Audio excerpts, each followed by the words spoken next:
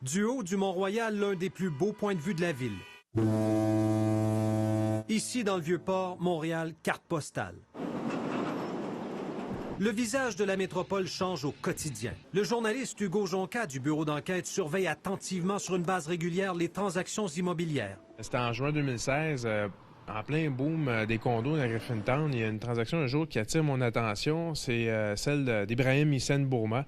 C'est le beau-frère du dictateur tchadien Idriss Déby. Lui, tout d'un coup, il achète plus de 3 millions de dollars de condos d'un coup. Une année complète d'enquête journalistique menée par Hugo Jonca et ses collègues pour apprendre que des dizaines de propriétés, particulièrement ici à Montréal, sont entre les mains des politiciens, des hauts gradés et des hommes d'affaires proches des régimes les plus corrompus d'Afrique. Ils investissent depuis des années dans l'immobilier québécois, presque toujours sans prendre d'hypothèque, ce qui ne semble pas avoir éveillé la curiosité des autorités. C'est des dizaines de propriétés, mais c'est une quinzaine de personnes, puis il y en a pour plus de 30 millions de dollars. Vous avez bien entendu autour de 35 millions de dollars de propriétés achetées au Québec par des individus qui, pour la plupart, ont fait l'objet d'enquêtes pour divers délits ou crimes financiers, soit dans leur pays d'origine, soit en Europe, où les procès sur la corruption de despotes africains se multiplient.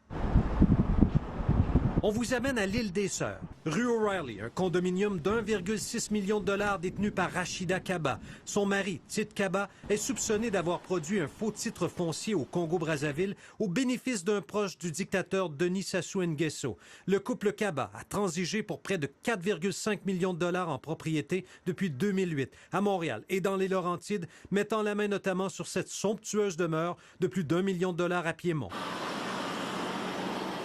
D'autres exemples des recherches approfondies du bureau d'enquête. À Gatineau, 2 immeubles d'appartements détenus par Jean-Jacques Bouya, un ministre congolais au cœur des pires systèmes de corruption d'Afrique. Il est parvenu à dépenser près d'1,5 million de dollars dans le secteur Elmer. Que l'amour de Dieu. Wilfrid Nguesso, fils de dictateur. Il est propriétaire de cette maison d'1,4 million dans Ville-Mont-Royal. La France vient de l'arrêter pour blanchiment de détournement de fonds publics. La tour de Condotel Le Cristal, où Voltaire Bressetto Obami détient 2 unités, un homme d'affaires sous la loupe des autorités anticorruption françaises. Son investissement au centre-ville, près d'1 demi-million, sans hypothèque. Si en Europe, les autorités ont lancé la chasse aux biens mal acquis, au Canada, non seulement l'expression n'existe pas, mais personne ne pose encore la question à ces investisseurs. Yves Poirier, TVA Nouvelles, Montréal.